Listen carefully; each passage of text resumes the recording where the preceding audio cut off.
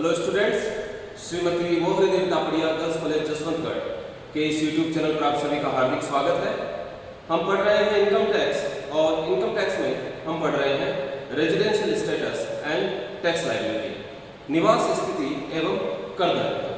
तो आयकर अधिनियम में पहले करदाता की निवास स्थिति ज्ञात की जाती है कि करदाता गत वर्ष में भारत में निवासी था या अनिवासी था, और कुछ स्थितियों में जो करदाता है वो असाधारण निवासी भी माना जाता है। तो पहले करदाता की निवास स्थिति जानी जाती है और उसके बाद उसके कर दायित्व का, टैक्स लायबिलिटी का निर्धारण किया जाता है। तो कल की क्लास में हम व्यष्टि करदाता की निवास स्थिति के बारे में पढ़ रहे थे। तो व्यष्टि करदाता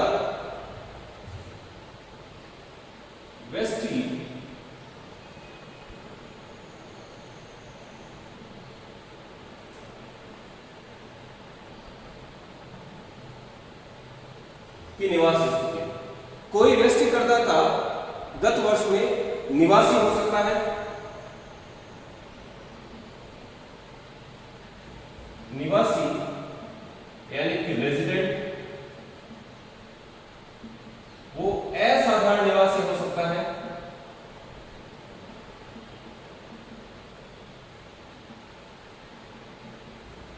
नॉट ऑर्डिनरीली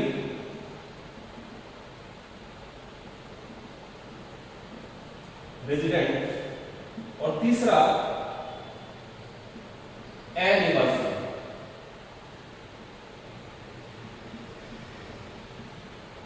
नॉन रेजिडेंट। तो कोई व्यष्टि करदाता गत वर्ष में आयकर अधिनियम के प्रावधानों के अनुसार निवासी हो सकता है, असाधारण निवासी हो सकता है या फिर अनिवासी हो सकता है। व्यष्टि करदाता भारत का नागरिक है या नहीं, इससे आयकर अधिनियम में कोई फर्क नहीं पड़ता। गत वर्ष में अगर कोई व्यष्टि करदाता कुछ शर्तें पूरी करता है तो वह करदाता निवासी हो सकता है, असाधारण निवासी हो सकता है या फिर अनिवासी हो सकता है। तो वो शर्तें कौन कौन सी हैं? आयकर अधिनियम में कुछ शर्तें निर्धारित की गई है व्यष्टि करदाता की निवास स्थिति निर्धारित करने के लिए।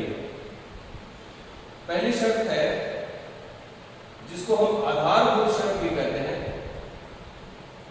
पहली शर्त को आधारभूत शर्त भी कहते हैं।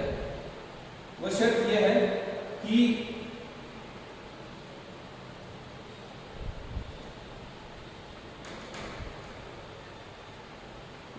जो व्यष्टि है वह गत वर्ष में भारत में 182 दिन या अधिक रहा। तो आधारभूत शर्तों में भी दो शर्तें दी गई है। एक शर्त विकल्प के रूप में है, लेकिन जो पहली शर्त है वह यह है कि जो व्यष्टि है वह गत वर्ष में भारत में 182 दिन या अधिक रहा हो।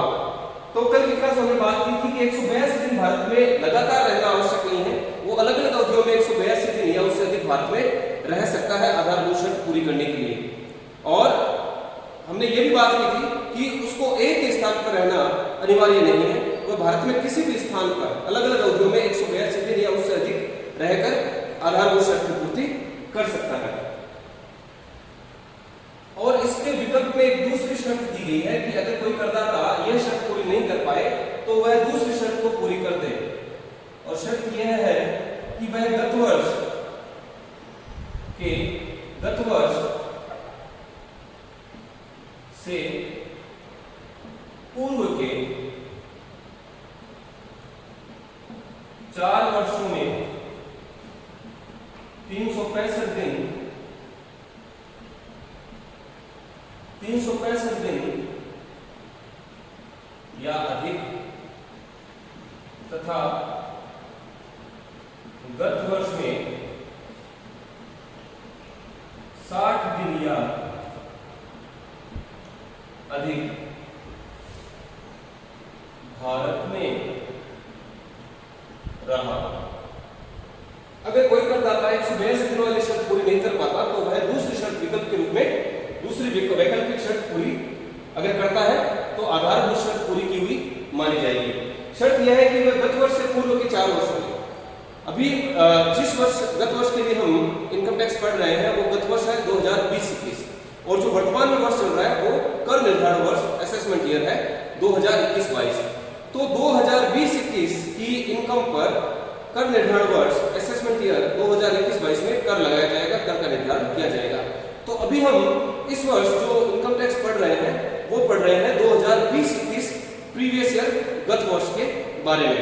तो 2020-21 हमारा गत वर्ष है, प्रीवियस ईयर है और इस वर्ष जो भी आय कमाई जाएगी उस आय पर हम कर का निर्धारण करेंगे। तो गत वर्ष यानी कि 2020-21 1 अप्रैल 2020 से लेकर 31 मार्च 2021, तो 2020-21 से पूर्व के जो 4 वर्ष हैं उनमें वो 365 दिन या अधिक तथा गत वर्ष में यानी 2020-21 में 60 दिन या अधिक भारत में रहा हो। तो अगर ये शर्त पूरी कर देता है तो आधारभूत शर्त पूरी की हुई मान ली जाएगी। तो एक तो आधारभूत शर्त है, इसके अलावा अतिरिक्त शर्तें हैं। इसके अलावा 2 अतिरिक्त शर्तें हैं जिनमें से पहली है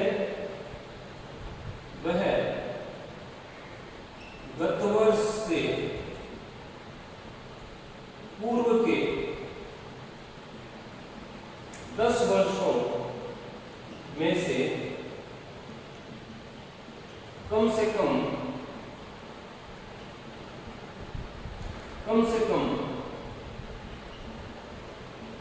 2 वर्षों में आधारभूत शर्त पूरी करता है। अतिरिक्त शर्तों में पहली शर्त है कि वह गत वर्ष से पूर्व के 10 वर्षों में कम से कम 2 वर्षों में आधारभूत शर्त पूरी करता हो। तो गत वर्ष यानी 2020-21 से पूर्व के 10 वर्षों में कम से कम 2 वर्षों में आधारभूत शर्त को, इन दोनों में से किसी एक शर्त को पूरी करता हो, यह पहली अतिरिक्त शर्त है। और दूसरी अतिरिक्त शर्त है वह है गत वर्ष से पूर्व के 7 वर्षों में 730 दिन या अधिक भारत में रहा हो। और अतिरिक्त शर्तों में दूसरी शर्त है कि वह गत वर्ष से पूर्व के 7 वर्षों में कम से कम 730 दिन या अधिक भारत में रहा हो। तो इस प्रकार से दिनों के आधार पर उसके गत वर्ष में या गत वर्ष से पूर्व के वर्षों में भारत में रहने के आधार पर उसकी निवास स्थिति का निर्धारण आयकर अधिनियम में किया जाता है। तो अगर कोई करदाता ये सभी शर्तें पूरी कर देता है, आधारभूत शर्तों में दोनों में से कोई एक शर्त, क्योंकि ये दोनों शर्तें विकल्प के रूप में है, तो आधारभूत शर्तों में दोनों में से कोई एक शर्त और दोनों अतिरिक्त शर्तें अगर कोई करदाता पूरी कर देता है, व्यष्टि करदाता पूरी करता है, तो वह व्यष्टि करदाता भारत में निवासी कहलाता है। और अगर कोई करदाता केवल आधारभूत शर्त पूरी कर पाता है, यानी दोनों में से कोई सी भी एक शर्त आधारभूत शर्त के रूप में पूरी कर पाता है और अतिरिक्त शर्तें पूरी नहीं कर पाता, एक अतिरिक्त शर्त पूरी करता है या फिर दोनों ही पूरी नहीं कर पाता, केवल आधारभूत शर्त पूरी कर पाता है, तो ऐसा जो व्यष्टि करदाता है वो भारत में असाधारण निवासी कहलाता है। और अगर कोई करदाता आधारभूत शर्त ही पूरी नहीं कर पाता तो ऐसा व्यष्टि करदाता अनिवासी नॉन रेजिडेंट कहलाता है। तो ये हमने पढ़ा था पिछली क्लास में व्यष्टि करदाता की निवास स्थिति के लिए। साथ साथ हमने एक बात ये भी पढ़ी थी कि कुछ व्यष्टि करदाता ऐसे हैं जिनके लिए इन दोनों आधारभूत शर्तों में से ये जो दूसरी वैकल्पिक शर्त है ये उनके लिए लागू नहीं होती, उनको ये 182 दिन वाली शर्त ही पूरी करने पर उनकी आधारभूत शर्त पूरी की हुई मानी जाएगी। ये जो आधारभूत शर्तों में जो दूसरी जो वैकल्पिक शर्त है उनके लिए लागू नहीं होती। तो ऐसा व्यक्ति जो गत वर्ष में रोजगार हेतु भारत छोड़कर जाता है या फिर वो भारतीय समुद्री जहाज के चालक दल के सदस्य के रूप में भारत छोड़कर जाता है, तो ऐसे व्यष्टि करदाता के लिए आधारभूत शर्तों में ये जो दूसरी वैकल्पिक शर्त है ये लागू नहीं होती, उसको 182 दिन वाली शर्त गत वर्ष में पूरी करने पर ही उसके आधारभूत शर्त पूरी हुई मानी जाएगी। और एक दूसरा व्यक्ति ऐसा है जो भारतीय मूल का है और गत वर्ष में भारत में आता है। भारतीय मूल का नागरिक होने का मतलब कि उसके माता पिता, दादा दादी या नाना नानी भारत में पैदा हुए हों। तो अगर कोई विदेशी नागरिक भारतीय मूल का है और वो गत वर्ष में भारत में आता है तो उसके लिए आधारभूत शर्त जो 182 दिन वाली आधारभूत शर्त लागू होती है उसको भी ये वैकल्पिक शर्त प्रदान नहीं की गई है। तो इस प्रकार से कल हमने व्यष्टि करदाता की निवास स्थिति के बारे में जाना था।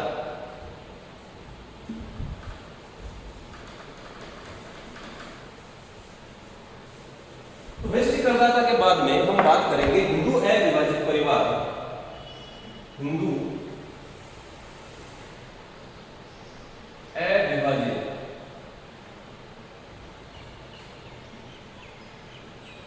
परिवार, हिंदू अनडिवाइडेड फैमिली। तो हिंदू अविभाजित परिवार की निवास स्थिति के बारे में। तो हिंदू अविभाजित परिवार की निवास स्थिति, अगर कोई संयुक्त हिंदू परिवार कोई व्यवसाय चलाता है और अपने आप को हिंदू अविभाजित परिवार के रूप में पंजीकृत करवा सकता है तो हिंदू अविभाजित परिवार एक व्यवसाय का प्रारूप है, एक बिजनेस की फॉर्म है। तो हिंदू अविभाजित परिवार की निवास स्थिति और हिंदू अविभाजित परिवार पर आयकर लगाया जाता है कि आय पर आयकर लगाया जाता है और आयकर अधिनियम में इसको व्यक्ति की परिभाषा में शामिल किया गया है। तो हिंदू अविभाजित परिवार की निवास स्थिति,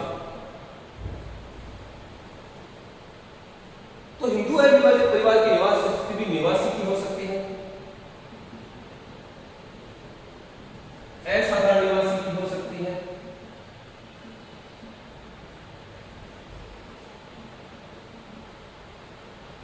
और अनिवासी की हो सकती है।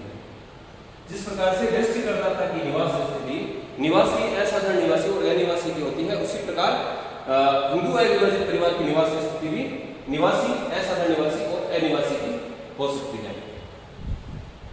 तो हिंदू अविभाजित परिवार यानी कि हिंदू परिवार अपना व्यापार चला रहा है तो हिंदू परिवार का जो मुखिया है वो इस हिंदू अविभाजित परिवार का कर्ता कहलाता है। जो हेड ऑफ फैमिली है वो कर्ता कहलाता है। तो जो परिवार का मुखिया होता है वह हिंदू अविभाजित परिवार व्यवसाय का कर्ता कहलाता है।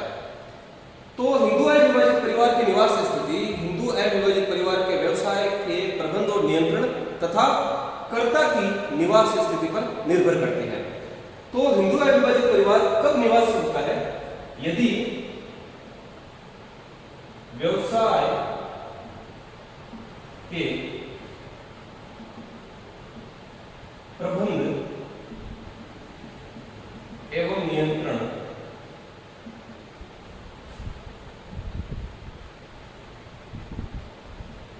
व्यवसाय के प्रबंध एवं नियंत्रण का कोई भी भाग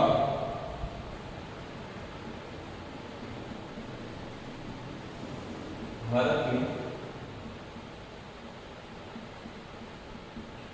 स्थित हो तथा कर्ता व्यष्टि करदाता की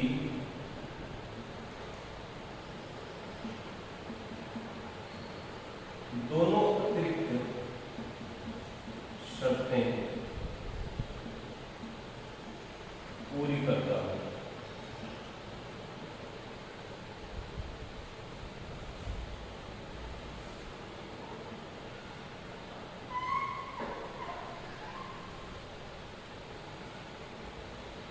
तो हिंदू अविभाजित परिवार कब गत वर्ष में निवासी की स्थिति में होगा? यदि हिंदू अविभाजित परिवार के व्यवसाय के प्रबंध एवं नियंत्रण का कोई भी भाग भारत में स्थित हो। यदि व्यवसाय के प्रबंध एवं नियंत्रण का कोई भी भाग, तो हिंदू अविभाजित परिवार द्वारा एक व्यवसाय चलाया जाता है और उस व्यवसाय के प्रबंध एवं नियंत्रण का कोई भी भाग अगर भारत में स्थित हो तथा कर्ता हिंदू अविभाजित परिवार का जो मुखिया है वह एक व्यष्टि है, तो जो कर्ता है वह व्यष्टि करदाता की दोनों अतिरिक्त शर्तें पूरी करता हो तो ऐसा हिंदू अविभाजित परिवार गत वर्ष में निवासी कहलाएगा, उसकी स्थिति निवासी की होगी। तो वेस्टिक करदाता की जो दो अतिरिक्त शर्तें हैं कि वह गत वर्ष से पूर्व के 10 वर्षों में कम से कम 2 वर्षों में आधारभूत शर्त पूरी करता हो और गत वर्ष से पूर्व के 7 वर्षों में 730 दिन या अधिक भारत में रहा हो। अगर ये दोनों अतिरिक्त शर्तें हिंदू अविभाजित परिवार का कर्ता जो मुखिया है वह पूरी करता है और हिंदू अविभाजित परिवार के व्यवसाय के प्रबंध और नियंत्रण का कोई भी भाग अगर भारत में स्थित हो तो ऐसा हिंदू अविभाजित परिवार गत वर्ष में निवासी कहलाता है। असाधारण निवासी, असाधारण निवासी की स्थिति कब होती है कि यदि व्यवसाय के प्रबंध एवं नियंत्रण का कोई भी भाग भारत में स्थित हो तथा कर्ता दोनों में से एक या दोनों अतिरिक्त शर्तें पूरी न करता है। और अनिवासी कब कहलाएगा, असाधारण निवासी कब कहलाएगा? यदि हिंदू अविभाजित परिवार के व्यवसाय का प्रबंध एवं नियंत्रण का कोई भी भाग भारत में स्थित हो, लेकिन जो हिंदू अविभाजित परिवार का जो मुखिया है, करता है, वह दोनों में से कोई एक अतिरिक्त शर्त पूरी करता है या फिर दोनों ही अतिरिक्त शर्तें पूरी नहीं कर पाता। यानी कि जो करता है, जो मुखिया है हिंदू अविभाजित परिवार का, वह अतिरिक्त शर्तों की पूर्ति नहीं कर पाता, लेकिन हिंदू अविभाजित परिवार के व्यवसाय का प्रबंध और नियंत्रण का कोई भाग अगर भारत में स्थित है तो ऐसा हिंदू अविभाजित परिवार असाधारण निवासी कहलाता है। देखिए, निवासी के लिए तो हिंदू अविभाजित परिवार के व्यवसाय का प्रबंध और नियंत्रण का कोई भी भाग भारत में स्थित होना चाहिए और जो मुखिया है वह वेस्ट करदाता की दोनों अतिरिक्त शर्तें पूरी करता है तो वह निवासी होगा। लेकिन अगर जो मुखिया है वह दोनों अतिरिक्त शर्तों में से कोई एक शर्त या दोनों शर्तें पूरी नहीं कर पाता, लेकिन व्यवसाय के प्रबंध और नियंत्रण का कोई भाग भारत में स्थित है, तो ऐसा हिंदू अविभाजित परिवार असाधारण निवासी कहलाता है। और अनिवासी कब कहलाता है? जब व्यवसाय के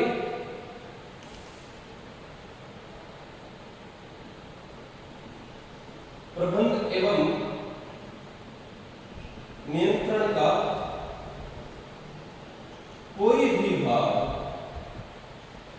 भारत में स्थित न हो। और अगर हिंदू अविभाजित परिवार के व्यवसाय के प्रबंध एवं नियंत्रण का कोई भी भाग भारत में स्थित न हो तो ऐसा हिंदू अविभाजित परिवार अनिवासी कहलाता है। फिर जो हिंदू अविभाजित परिवार का जो मुखिया है उसके द्वारा चाहे अतिरिक्त शर्तें पूरी करी जाए या नहीं की जाए, ये महत्वपूर्ण नहीं होता, महत्वहीन हो जाता है अगर व्यवसाय के प्रबंध और नियंत्रण का कोई भी भाग भारत में स्थित नहीं है। तो ऐसा हिंदू अविभाजित परिवार जिसके प्रबंध एवं नियंत्रण का कोई भी भाग भारत में स्थित नहीं है तो ऐसा हिंदू अविभाजित परिवार अनिवासी कहलाता है।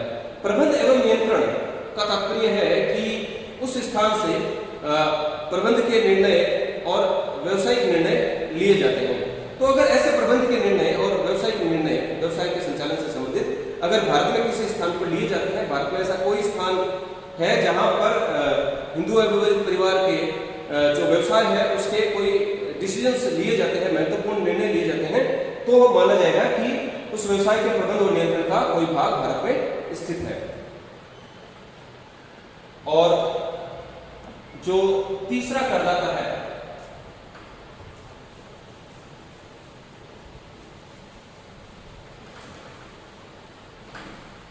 वो है फर्म या व्यक्तियों का समुदाय।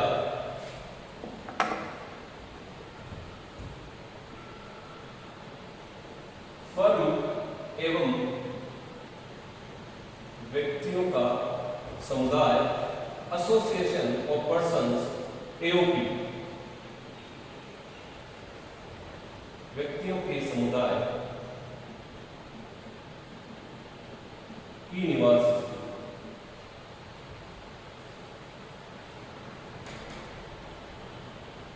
तो पिछली क्लास में हमने बात की थी कि निवास स्थिति में हम करदाता की, व्यक्तियों की निवास स्थिति जानेंगे।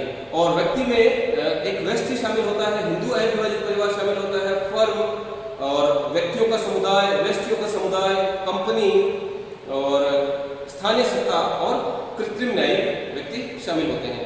लेकिन स्थानीय सत्ता और कृत्रिम न्यायिक व्यक्ति की निवास स्थिति नहीं ज्ञात की जाती।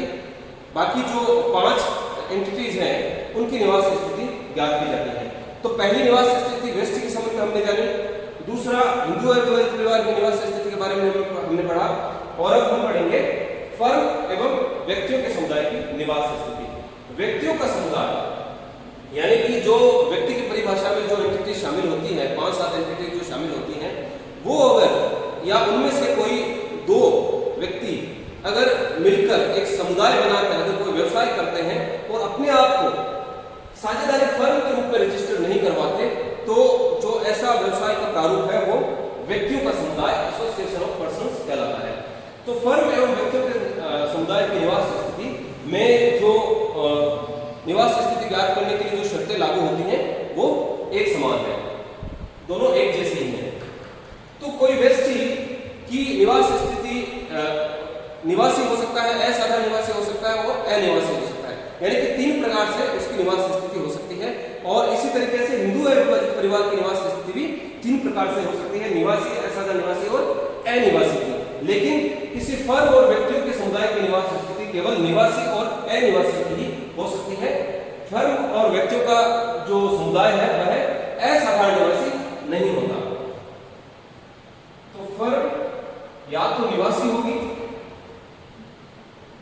या अनिवासी होगी। तो निवासी कब होगी? यदि व्यवसाय के प्रबंध एवं नियंत्रण का कोई भी भाग भारत में स्थित हो। अगर फर्म या व्यक्तियों के समुदाय के व्यवसाय के प्रबंध एवं नियंत्रण का कोई भी भाग अगर भारत में स्थित हो, तो ऐसी फर्म या व्यक्तियों का समुदाय गत वर्ष में निवासी कहलाता है। और यदि व्यवसाय के प्रबंध एवं नियंत्रण का कोई भी भाग भारत में स्थित न हो, और यदि व्यवसाय के प्रबंध और नियंत्रण का कोई भी भाग भारत में स्थित न हो, तो ऐसी फर्म या व्यक्तियों का समुदाय भारत में अनिवासी कहलाता है। तो ये जो हम व्यवसाय के प्रबंध एवं नियंत्रण की बात कर रहे हैं, जैसे हमने हिंदू अविभाजित परिवार का जो व्यवसाय है उसके प्रबंध एवं नियंत्रण की बात की, या फिर फर्म या व्यक्तियों के समुदाय के व्यवसाय के प्रबंध एवं नियंत्रण की बात की, तो ये जो प्रबंध एवं नियंत्रण की बात है ये हम कर रहे हैं गत वर्ष से संबंधित। तो इसको ऐसा पढ़ा जाना चाहिए, यदि गत वर्ष में व्यवसाय के प्रबंध एवं नियंत्रण का कोई भी भाग भारत में स्थित हो या ना हो, क्योंकि हो सकता है कि गत वर्ष से पहले प्रबंध एवं नियंत्रण की कोई अलग स्थिति रही हो, तो जो भी हम निवास स्थिति निर्धारित कर रहे हैं वो गत वर्ष के संबंध में कर रहे हैं, इसलिए जो प्रबंध एवं नियंत्रण है वो गत वर्ष के संबंध में ही देखा जाना चाहिए। और इसके बाद हम बात करेंगे किसी कंपनी की निवास स्थिति के बारे में।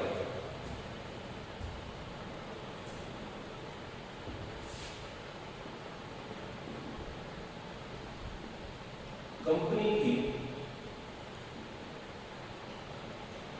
निवास स्थिति, तो कंपनी की निवास स्थिति भी निवासी की हो सकती है या फिर अनिवासी।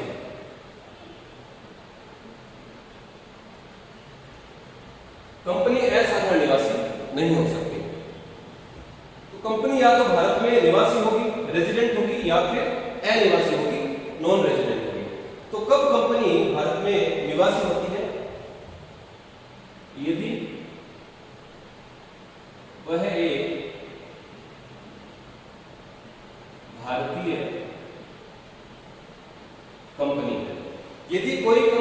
भारतीय कंपनी है, यानी कि जो भारत का जो कंपनी अधिनियम है उसके अनुसार उसने अपना भारत में पंजीकरण करवा रखा हो, जो कंपनी अधिनियम के अनुसार उसका जो है समावेलन हुआ हो, इनकॉर्पोरेशन हुआ हो, तो ऐसी कंपनी भारतीय कंपनी कहलाती है। तो यदि एक भारतीय कंपनी है तो वह कंपनी भारत में निवासी मानी जाएगी गत वर्ष में। अथवा अगर कोई भारतीय कंपनी नहीं भी है तो कंपनी का प्रभावी नियंत्रण भारत में स्थित है। अगर वो भारतीय कंपनी नहीं भी है तो उस कंपनी का अगर प्रभावी प्रबंध एवं नियंत्रण, उस कंपनी का प्रभावी प्रबंध अगर भारत में स्थित हो तो ऐसी कंपनी निवासी मानी जाती है गत वर्ष में। प्रभावी प्रबंध से हमारा तात्पर्य है कि उस कंपनी के जो मैनेजरियल डिसीजन है, जो प्रबंध के निर्णय है, और जो कॉमर्शियल डिसीजन, जो वाणिज्यिक निर्णय है, वो निर्णय भारत में ही लिए जाते हो और भारत से ही उस कंपनी के व्यवसाय का संचालन किया जाता है। तो अगर कोई कंपनी भारतीय कंपनी है, यानी कि जो भारत का जो कंपनी अधिनियम है उसके अनुसार उसका समावेलन हुआ है, भारत में उसका पंजीकरण हुआ है, अगर कोई भारतीय कंपनी है तो ऐसी कंपनी गत वर्ष में निवासी मानी जाएगी। और अगर भारतीय कंपनी नहीं भी है तो कंपनी का अगर प्रभावी प्रबंध भारत में स्थित है तो ऐसी कंपनी गत वर्ष में निवासी मानी जाएगी।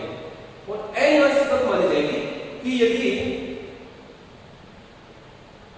वह कंपनी ना तो भारतीय कंपनी है और ना ही उसका प्रभावी प्रबंधन भारत में स्थित है। तो कब अनिवासी मानी जाएगी कि यदि वह कंपनी ना तो भारतीय कंपनी है और ना ही उसका प्रभावी प्रबंध भारत में स्थित है तो ऐसी कंपनी गत वर्ष में अनिवासी मानी जाएगी। तो इस प्रकार से हमने व्यष्टि करदाता की निवास स्थिति, हिंदू अविभाजित परिवार की निवास स्थिति, फर्म एवं व्यक्तियों के समुदाय की निवास स्थिति और कंपनी की निवास स्थिति के बारे में इस क्लास में जाना। तो निवास स्थिति के बारे में इतना ही है। अगली क्लास में हम इन करदाताओं का निवास स्थिति के आधार पर किस प्रकार से कर दायित्व निर्धारित किया जाता है उसके बारे में पढ़ेंगे। तो मैं आशा करता हूं कि आज की क्लास हमने जो पढ़ा आपको अच्छे से समझ में आया होगा। इस वीडियो को लाइक कीजिए, शेयर कीजिए, हमारे YouTube चैनल को सब्सक्राइब कीजिए। धन्यवाद।